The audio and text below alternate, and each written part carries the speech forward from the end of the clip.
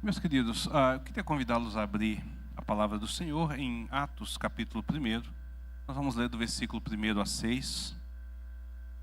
Primeiro, versículo de número 6 a 11.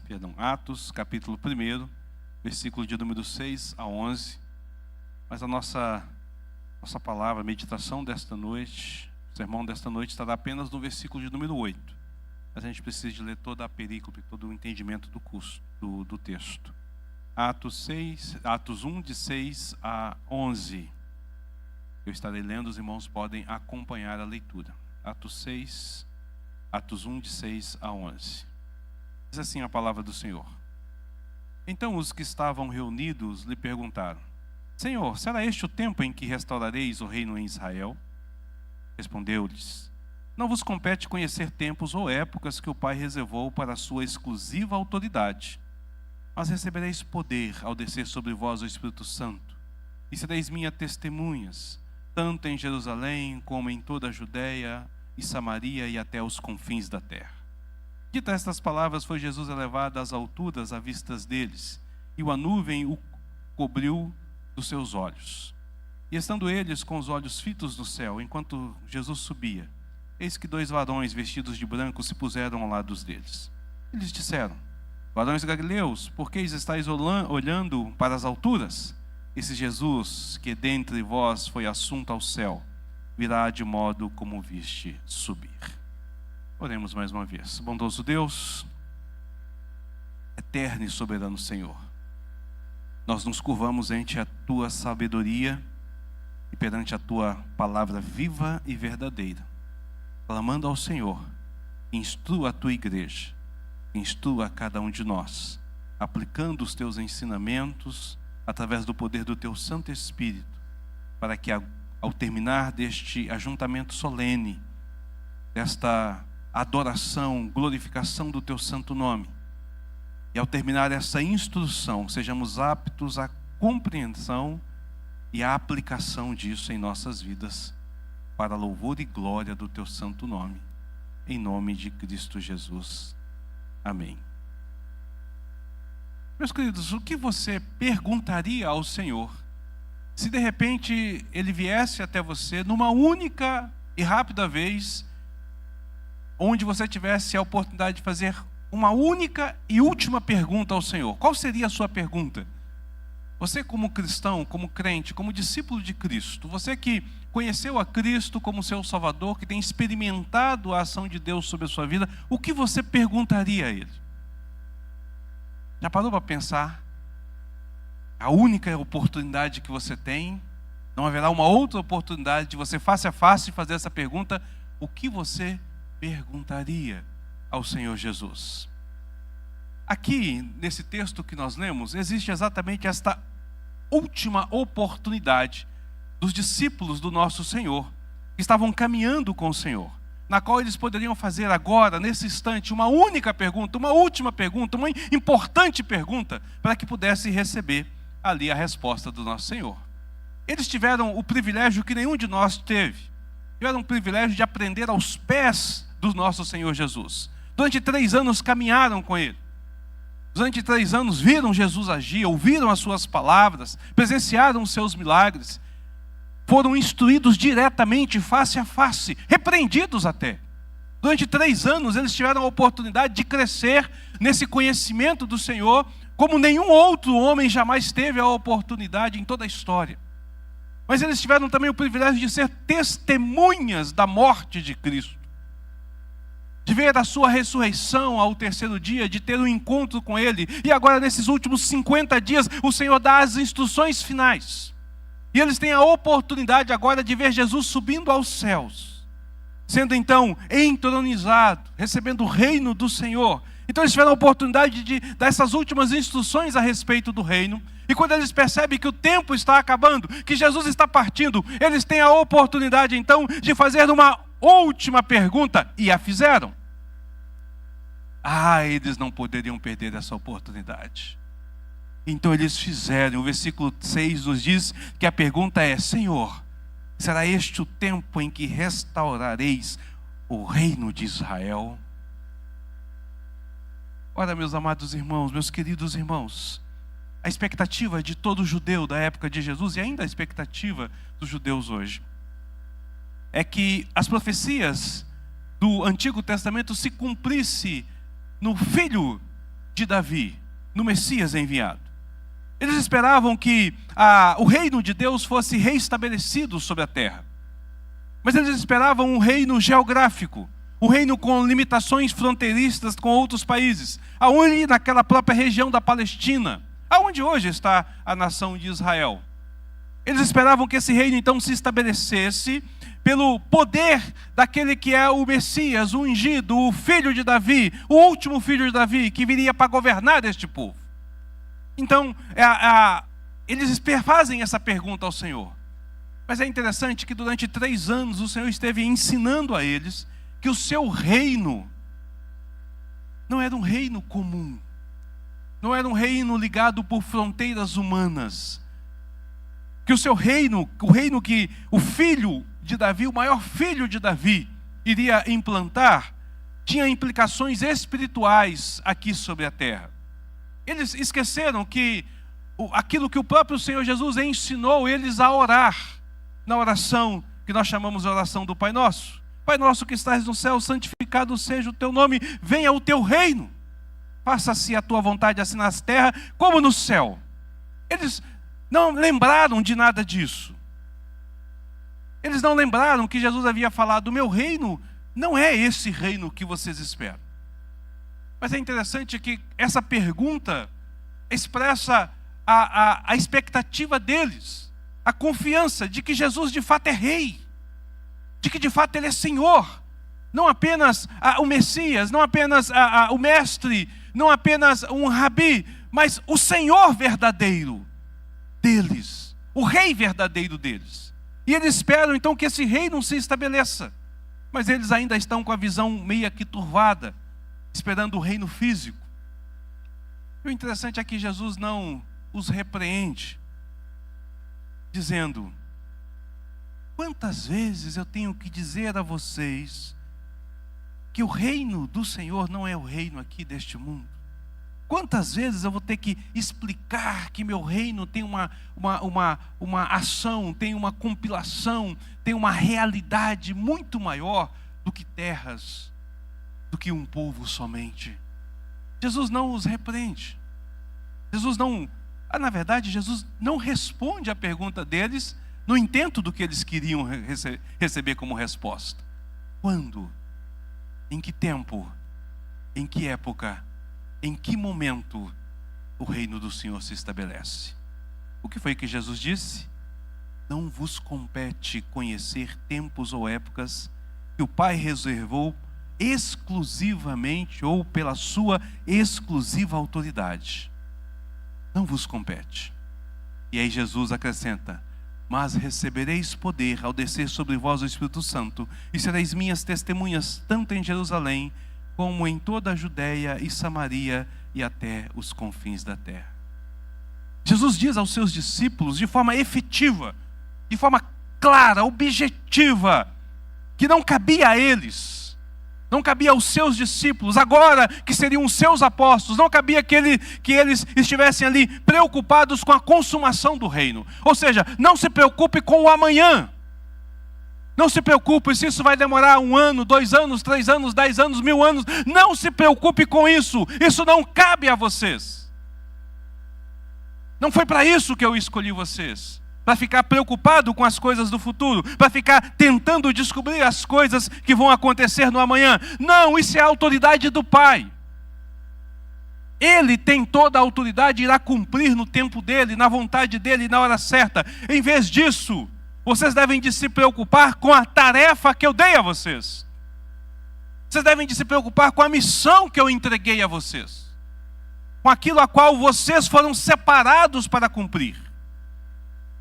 Meus irmãos, a igreja não é chamada para especular sobre o futuro, para pensar sobre o que será o amanhã.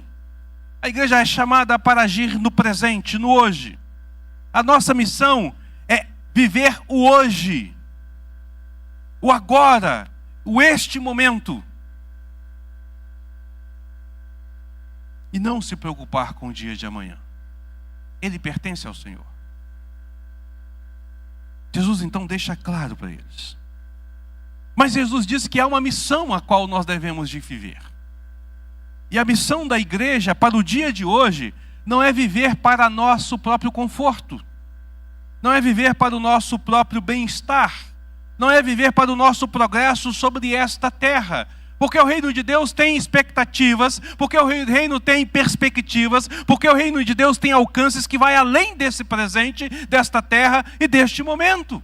E nós não somos chamados para viver essa terra e esse momento com a intensidade desta terra. Não! Nós somos chamados aqui para manifestar a glória de Deus. A nossa missão é glorificar a Deus sobre a terra. É para isso que nós existimos. É para isso que nós estamos aqui. É para isso que essa igreja está plantada sobre esta colina. É para isso que essas portas estão abertas. É para isso que você está no seu trabalho. É para isso que você está na sua casa. É para isso que você está no seu estudo, na sua escola, na sua rua. Para glorificar a Deus. Essa é a nossa missão. Como glorificamos a Deus? De que forma nós podemos fazer isso? Ora, nós sabemos que é impossível acrescentar glória àquele que é glorioso por natureza. Nós não podemos trazer nada a mais para Deus, porque Ele já tem tudo em si com respeito à sua glória. O que nós devemos de fazer é manifestar, é tornar conhecida essa excelsa e suprema glória do Senhor. É isso que nós temos que fazer. Observe o que o Senhor Jesus vai dizer no versículo de número 8. Mas receberei poder ao descer sobre vós o Espírito Santo e sereis minhas testemunhas. Jesus aqui direciona os olhos dos discípulos para a ação do hoje, do agora. Olha, não se preocupe com amanhã, está na autoridade do Pai. Está sob o cuidado dele, vai se cumprir no tempo dele, na hora dele. Mas se preocupe com o que vocês têm que fazer hoje. Se preocupe com aquilo com o qual vocês foram chamados a fazer. Jesus direciona então o seu olhar para esse fim. E ali o nosso Senhor Jesus então apresenta a obra a qual eles devem de realizar. Sereis minhas testemunhas. Sereis minhas testemunhas. Porém ele diz que para que nós possamos ser essas testemunhas, ele vai dizer que nós iríamos receber um poder. Através da descida do Espírito Santo sobre nós. O comentarista bíblico James Hendricks, ele destaca que neste versículo nós encontramos 3 pontos importantes. Primeiro, o poder. O segundo, a fonte do poder. E o terceiro, o uso do poder. Nosso Senhor disse que seus discípulos e, consequentemente, a sua igreja, ou seja, nós que hoje estamos aqui, iríamos receber poder. Que poder é esse? Que poder é esse que nós iríamos receber? Os discípulos esperavam a restauração do reino. Israel esperava a restauração do reino. Nós esperamos a consumação do reino. Todos nós esperamos que o reino de Deus se estabeleça de forma poderosa e definitiva. Será que esse poder, então, a qual Jesus se fala, é um poder bélico? Ou será que esse poder que Jesus fala é um poder político? Uma autoridade para subjugar os demais povos? O que Jesus quer dizer com esse poder para que a nossa missão possa ser cumprida? Para que, cumprindo a nossa missão, o reino possa se estabelecer, possa se firmar de forma definitiva? Autoridade, força bélica, agilidade política, influência nos meios para a transformação. O que exatamente significa este poder? Para nós talvez isso seja uma dúvida, mas para os discípulos era impossível eles ficarem duvidando do que Jesus estava falando. Porque há algumas palavras que são usadas no grego para definir esses tipos de poder. E Jesus vai usar uma palavra que ela significa força e potência, que dá a origem à palavra dinamite. Ela não significa dinamite porque ela é anterior à invenção da dinamite, mas ela é usada para definir a dinamite, um poder explosivo, um poder de força, uma potência. Um dínamo também não é o dínamo que nós temos hoje. Mas o dínamo é o nome a qual usado, porque a palavra grega é dínamos. E foi usado exatamente nessa geração de força. Então eles não tinham essa dúvida.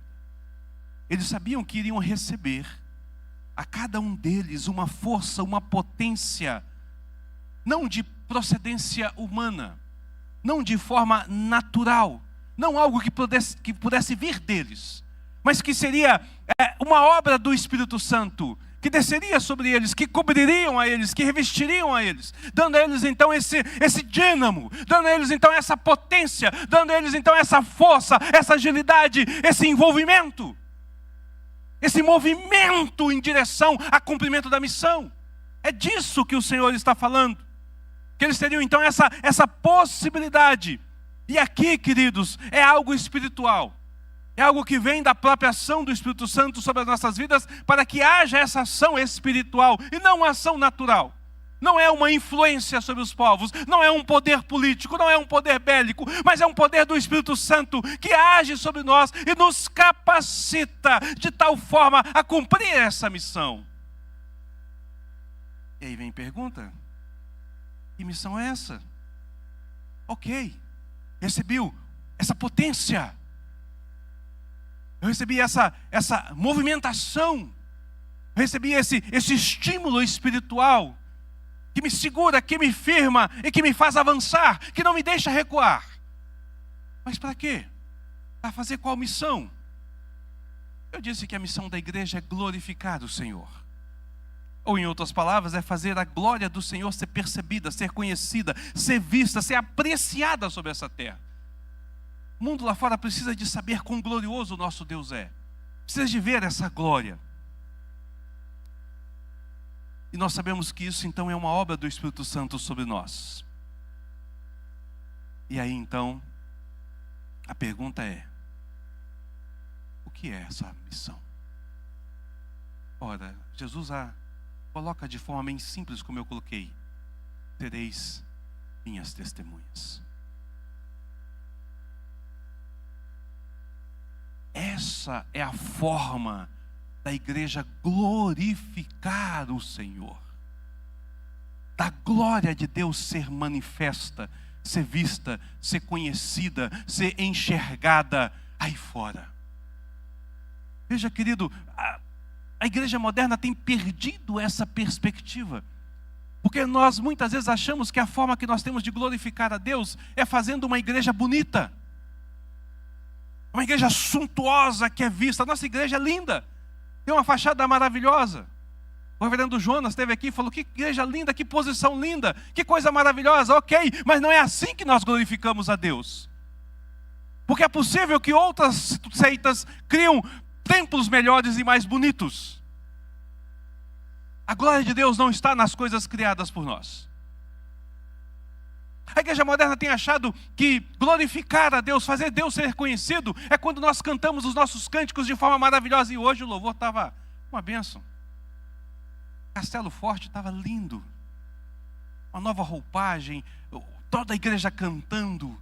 Maravilhoso. Mas não é assim que nós glorificamos a Deus.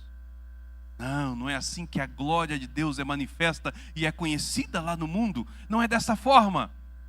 Porque outras seitas também podem fazer louvores lindos, usar a instrumentação de uma forma poderosa.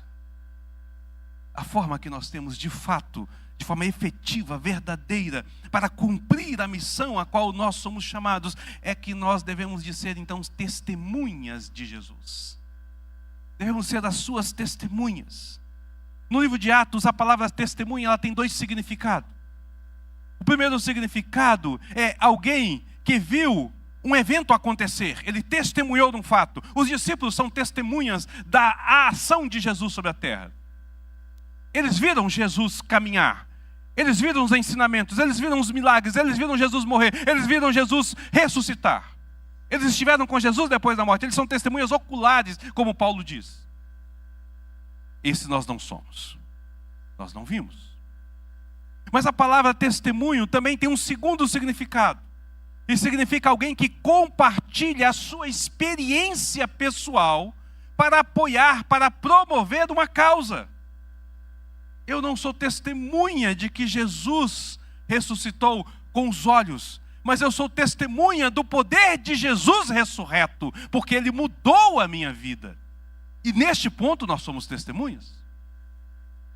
Neste ponto nós podemos falar, anunciar, proclamar, dizer, mostrar para todo mundo essa realidade. Veja, querido, o Espírito Santo habita no cristão para capacitar a ser exatamente essa testemunha da obra redentora, demonstrando ao mundo aquilo que Deus faz, através de Cristo Jesus, através daquilo que Ele age. Nós temos a oportunidade de reconhecer que Deus é Senhor de nossas vidas, que Deus é Salvador de nossas vidas, porque a obra dEle, que acontece há 2000 anos, aconteceu em nós. Este é o chamado a qual nós temos para o testemunho de Cristo. Enquanto que os discípulos tinham chamado para os 2 pontos de testemunhos, eles tanto eram testemunhas oculares, como eram testemunhas da ação de Deus sobre a vida deles. Nós temos a oportunidade de ser testemunho da ação de Deus sobre nossas vidas, colaborando com aquilo que nós falamos. O poder do Espírito Santo, então, nos capacita não apenas para viver, mas para ir até as últimas consequências por conta deste testemunho. Não é por acaso que o substantivo grego para testemunha é Marte. E a ação de dar testemunho é chamado de martírio. Porque vai até as últimas consequências. Porque se permanece de pé firme nessa palavra, sem titubear, sem mudar. Nós podemos perceber isso, por exemplo, mais à frente aqui no próprio livro de Atos, no capítulo de número 2. Quando então o Espírito Santo desce sobre a igreja e reveste a igreja de poder. É algo impressionante, irmãos.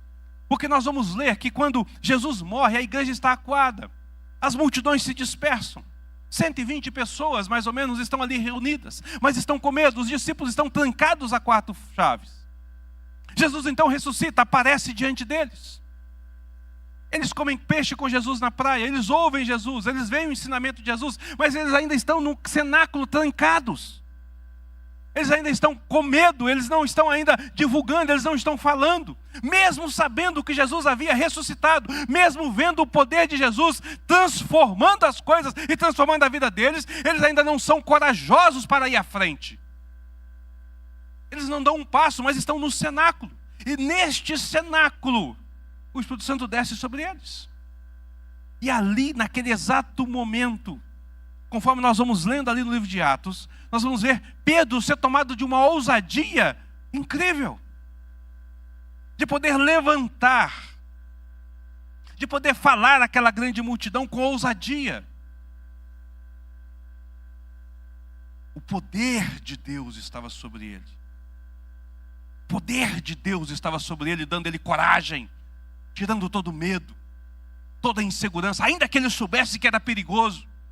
Havia passado 50 dias de que Jesus havia sido morto, mas ali agora ele estava ousado, e ele se põe na beira daquele cenáculo e começa a dizer: vocês mataram a Cristo, aquele a quem Deus mandou para nos salvar, vocês são responsáveis pelo sangue deles, vocês devem de se arrepender dos seus pecados, porque senão vocês vão queimar no inferno.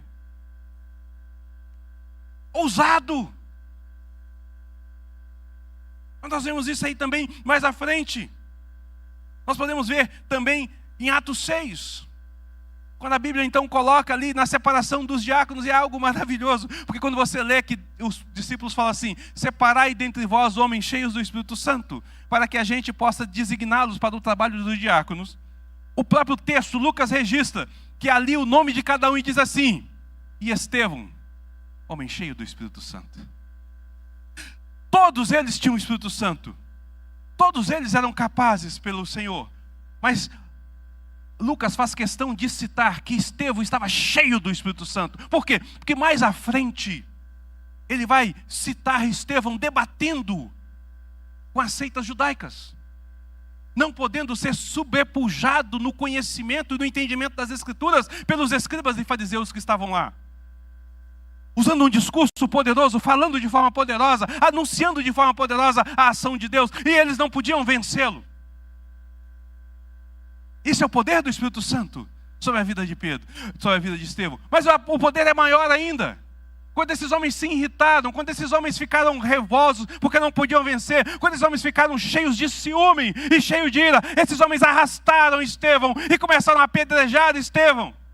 E ainda sob pedradas, e ainda sendo apedrejado, o seu testemunho se manteve firme. Esse é o poder do Espírito Santo. O poder de ir até as últimas consequências para dizer: eu sei o que Jesus fez sobre a minha vida, eu morro por isso. Esse é o poder do Espírito Santo sobre nós. E quanto a Paulo? Meus queridos, nós sabemos que na cartada final, no final do livro de Atos, em todo o livro nós vamos ver, a partir da conversão do Atos 9, que Paulo passa por grandes experiências. Mas não tem nada mais emocionante, mais poderoso de ver.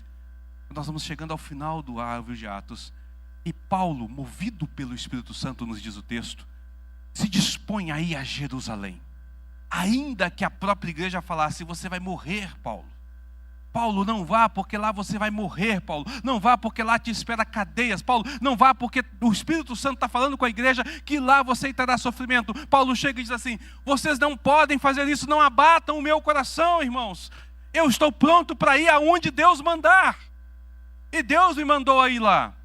Eu não vou morrer em Jerusalém. Eu ainda vou pregar em Roma. E Paulo chega em Roma preso. E então nós podemos ouvir nas cartas paulinas, quando ele coloca: ai de mim se não pregar o Evangelho, 1 Coríntios 9,16.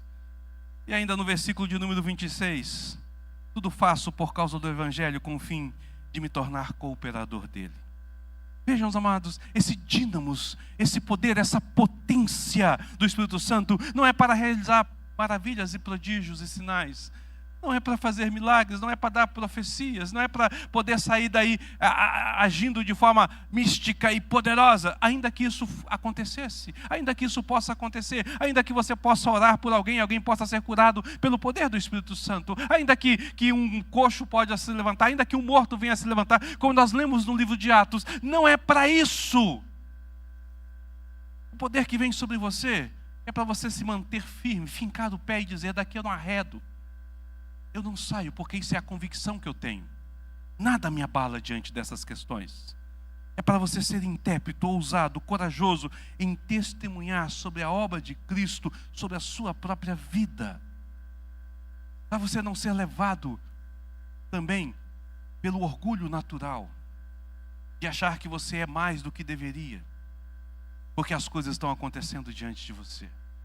Para te manter ali, um testemunho fiel. Como nós vemos, por exemplo, com Paulo e Barnabé, quando eles chegam em determinada cidade e promovem uma cura.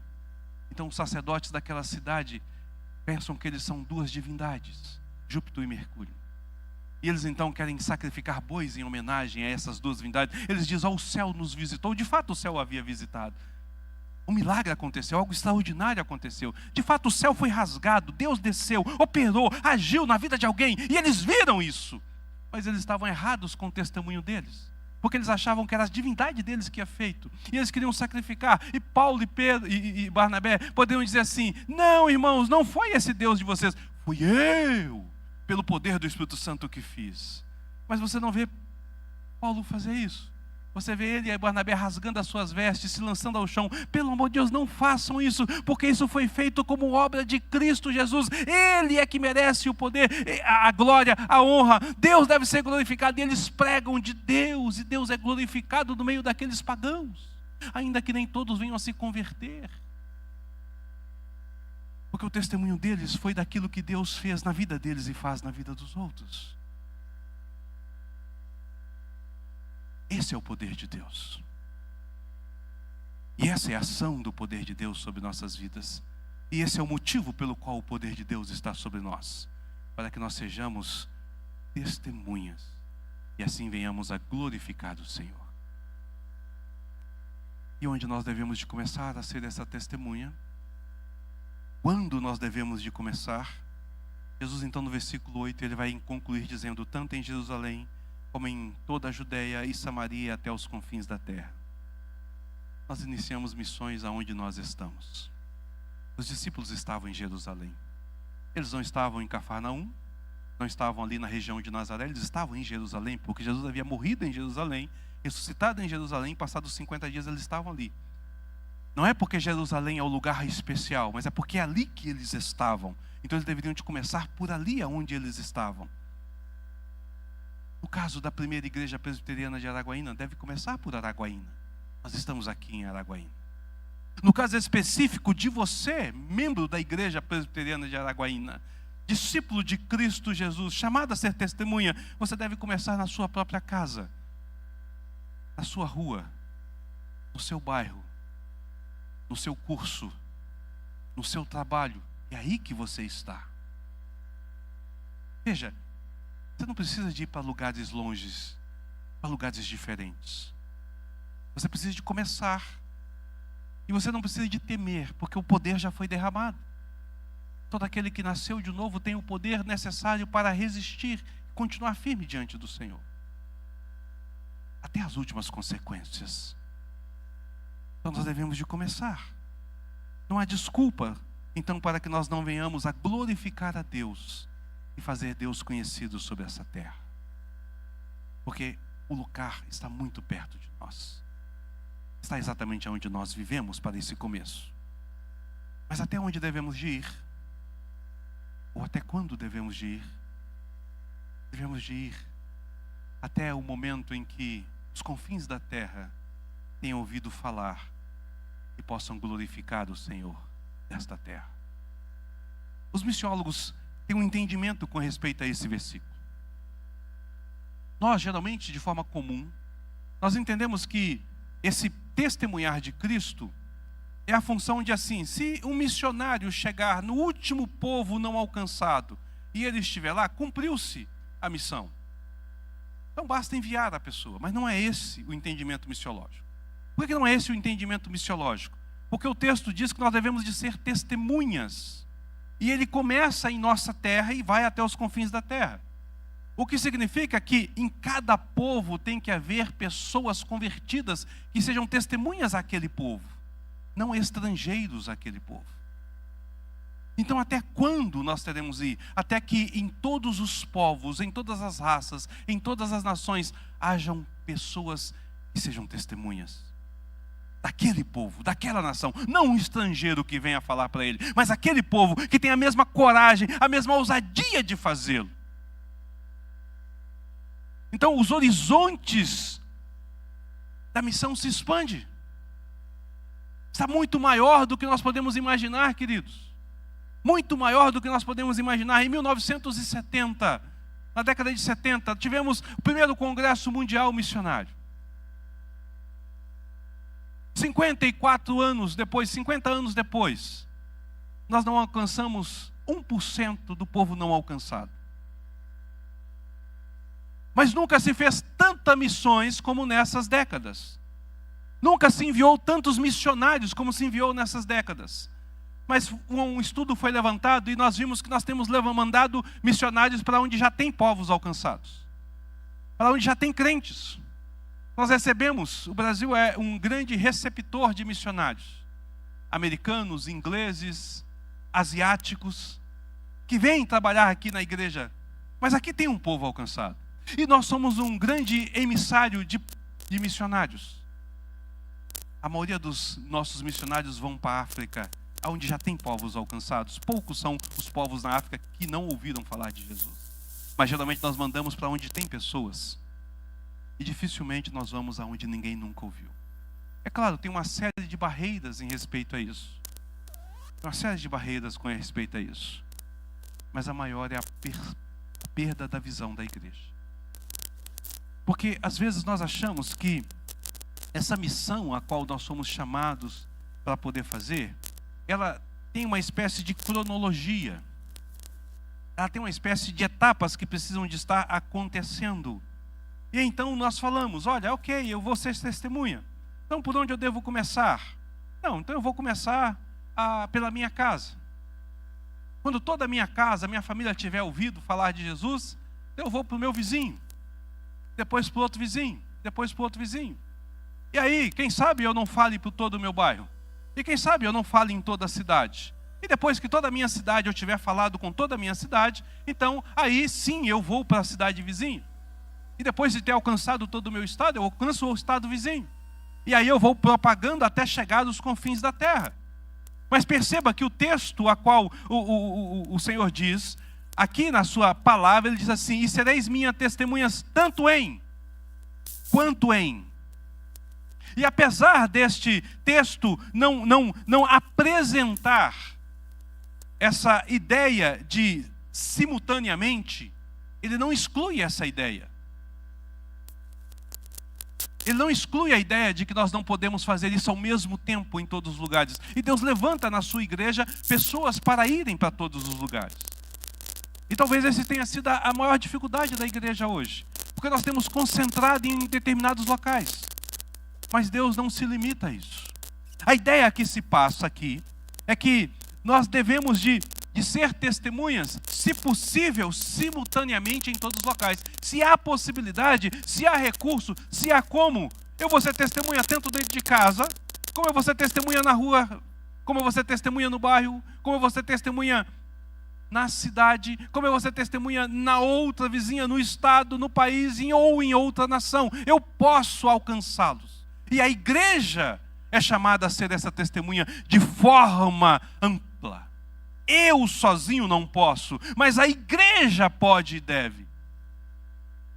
Nós somos chamados então de forma simultânea a fazer. De que forma nós fazemos?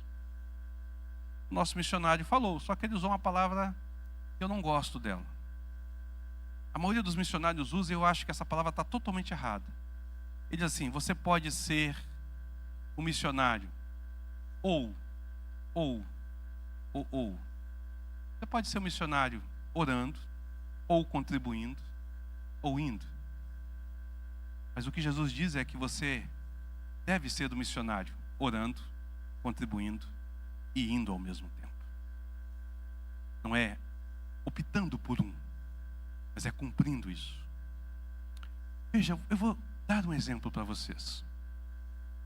Essa igreja, a primeira igreja presbiteriana de Araguaína, ela tem um trabalho missionário na Barra da Grota e Novo Horizonte. Nós estamos plantando igrejas ali. Estamos com um trabalho inicial no setor Ana Maria. Irmãos estão envolvidos ali. E nós estamos trabalhando para esse fim. Mas nós temos um missionário daqui, da nossa região, que está na Argentina. Nós ouvimos o relato dele na semana passada, o reverendo Wilton. Quantos da igreja sabia que tem um pastor presbiteriano de Araguaína, que é filho da terceira igreja presbiteriana de Araguaína, que é missionário há uma década na Argentina? Saiu do nosso meio. Nós oramos por ele, nós contribuímos com a missão dele, nós fizemos isso e estamos simultaneamente pregando aqui e pregando lá. Percebe? O Micael veio do Nordeste. Está aqui a 100 quilômetros de distância, mas ele foi chamado de lá para vir pregar aqui. A igreja dele está investindo lá e aqui. Está trabalhando de forma simultânea.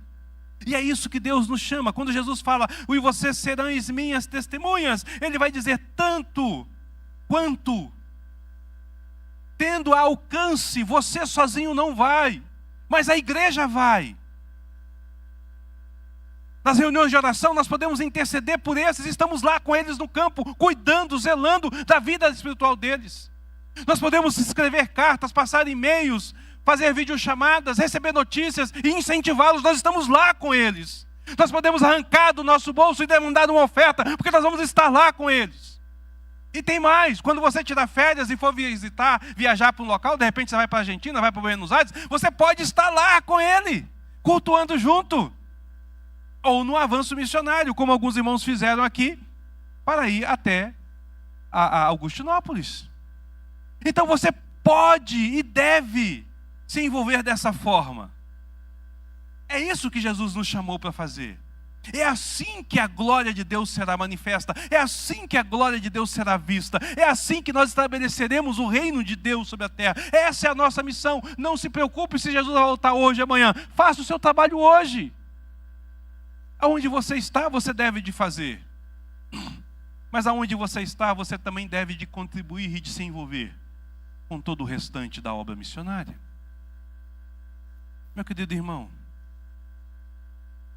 a obra missionária não se faz aqui dentro. A obra missionária se faz dos portões para fora.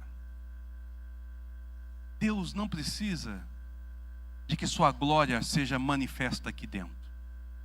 Ela já é naturalmente porque somos servos e reconhecedores da sua glória. Mas Deus precisa que a sua luz resplandeça nas trevas lá fora. É por isso que Deus te colocou aonde você está. É por isso que Deus fez um empreendedor ou empresário. Te fez um funcionário público ou te fez um funcionário privado. É para isso que Deus direcionou você para que estivesse fazendo essa ou aquela faculdade. É para isso que Deus colocou essa casa onde você mora e colocou vizinhos ao seu lado. Você está exatamente onde Deus colocou para que a glória de Deus seja manifesta. Mas você não vai manifestar a glória de Deus colocando louvores altos. Você não vai manifestar a glória de Deus adesivando o seu carro dizendo: eu amo a minha família em nome de Jesus. Você vai glorificar a Deus quando aqueles que estão na sua casa, estão na sua rua, estão no seu trabalho, no seu estudo, olharem para você e ouvirem dos seus lábios que Jesus é Senhor e Rei e que Ele é o seu Salvador. Quando você tiver que se manter firme para dizer: eu sou um crente, ao ponto de você poder dizer como Paulo: seja meu imitador como eu sou de Cristo. Aí sim Deus será glorificado. Aí sim o mundo poderá perceber a grandeza e o poder deste Deus. Foi isso que Pedro fez naquele cenáculo. Ele levantou e falou: nós somos testemunhas do que Deus fez. E somos testemunhas do que vocês fizeram. Eu acho interessante que quando Pedro promove a cura daquele homem que estava enfermo há anos na porta chamada Formosa do templo. E quando eu leio aquele texto, a primeira coisa que me passou na mente foi assim: mas Jesus não passou por aquelas portas? Jesus esteve 3 anos trabalhando como missionário, pregando, curando pessoas. Jesus esteve lá no tanque de Siloé e curou uma pessoa que estava lá, o enfermo que estava lá na esteira. Quantas pessoas Jesus não curou? Será que Jesus não passou por essa porta e não viu esse homem ali? Pelo menos 3 vezes nesses 3 anos Jesus entrou naquele templo. E aquele homem está ali há anos. Mas não era para Jesus ser esse testemunho dele. Era para Pedro e João fazer isso. Então quando ele chega e ele levanta a mão e pede a esmola, Pedro vira para ele e fala assim: nós não temos ouro nem prata. O homem olha e espera, e sim, o que você tem me dar? Mas o que nós temos eu te dou. Levanta em nome do Senhor Jesus. Aquele homem levanta, os seus pés se firmam. E você vai dizer: ó, Deus foi glorificado ali, que coisa maravilhosa. Ele é judeu, querido. Ele está diante dos judeus. A glória ali poderia ser da visão dos judeus. Mas a glória de Deus se manifesta quando ele entra com aquelas pessoas e todo mundo admirado, ele fala assim, Pedro pega e fala assim: pois é, está vendo o que aconteceu? Eu sou testemunha de Cristo, porque Ele transformou a minha vida e Ele pode transformar a vida sua. Isso aqui não é nada. Isso aqui não é nada. É só para chamar a sua atenção para a glória de Deus em Cristo Jesus. E então, por isso, por conta desse motivo, a guarda do templo chega até eles e os prendem. O leva até a prisão. O sinédrio se junta e fala: como é possível? Nós matamos Jesus. Ele foi enterrado e essas pessoas ainda estão falando em nome de Jesus. Como é possível? Então eles pegam e falam: vamos dar uma surra neste povo. Vamos fazer eles desistirem dos testemunhos de Jesus. Vamos fazer eles voltarem, mas eles estão revestidos com o poder para resistir. Porque o Espírito Santo está sobre a vida deles. O Espírito Santo foi derramado sobre eles. Então eles têm poder, eles têm potência, eles têm segurança. Eles podem resistir. E eles levam a surra. apanham. O Sinédrio chama, chega para eles e diz assim: nós proibimos você de falar desse Cristo. Pedro levanta e diz: vocês julguem. Julguem vocês. Importa obedecer a homens ou obedecer a Deus? E sai. E sai. A igreja está reunida. Eles estão ali, junto. A Bíblia diz que eles saem felizes, porque foram achados dignos de sofrer por Cristo. Eles não são masoquistas, eles não são sádicos. Eles não gostam de apanhar. Mas eles se veem maravilhados com o poder de Deus sobre a vida deles e por serem testemunhos até na surra. Então eles chegam diante da igreja, reunido ali a igreja, junto com o pessoal ali.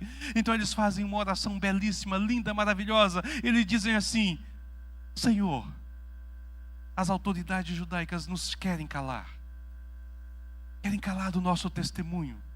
Mas nós pedimos ao Senhor, nos dê ousadia para testemunhar ainda mais.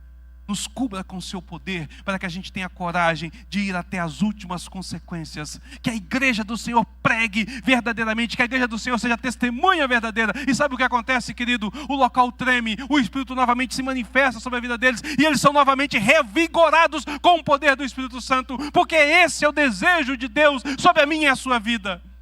Se você não tem coragem de testemunhar, se você não tem coragem no seu trabalho de fincar o pé e dizer que é crente, na sua escola, na sua faculdade, na sua casa, é porque você não pediu a Deus para que esse poder viesse e revestisse a você. Porque se você tivesse pedido, Ele estaria sobre você. E na verdade Ele está.